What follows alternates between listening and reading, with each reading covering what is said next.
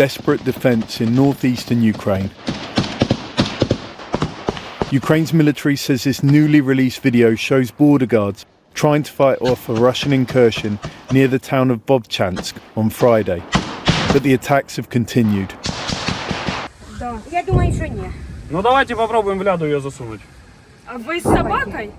This was Vovchansk on Tuesday. More of its residents told to get out while there's still time. The Russian advances into Ukrainian territory here coming under the cover of airstrikes and artillery. Refuge for now is Ukraine's second biggest city, Kharkiv. But Kharkiv too has been under heavy aerial bombardment for months now. The residential building here has just been hit. Ukraine's Minister of Internal Affairs, Igor Klimenko, was there at the scene. In the last few hours there were several strikes on the city. Now we're in the centre of the city where a guided aerial bomb landed. Ukraine's military intelligence chief says the situation in the northeast is nearing stabilisation, but it hardly feels like it for elderly men and women forced to run for their lives. So good to see you. Adding urgency to the Ukrainian president's meeting with the US Secretary of State in Kyiv. First came gratitude for the release after months of congressional gridlock of $61 billion in US military aid. Crucial package for our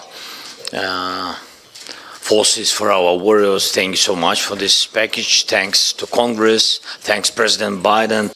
But soon it was on to what was needed now on the battlefield to combat Russia's long-range aerial power. It's air defense, the biggest deficit for us, the biggest problem. And we need today 2 Patriots for Kharkiv region, because the people are under attack, civilians and warriors, everybody, they are under Russian missiles.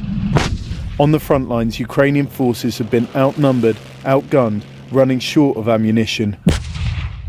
Mr. Blinken was in Kyiv to signal that more help was coming. Some of it's already arrived, more of it will be arriving. And that's going to make a real difference against the ongoing Russian aggression on the battlefield. And we're determined, along with many other partners for Ukraine, to make sure that you succeed on the battlefield.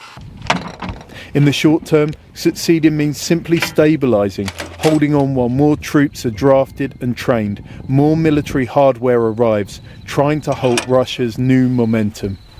John Holman, Al Jazeera, Kharkiv. Make sure to subscribe to our channel to get the latest news from Al Jazeera.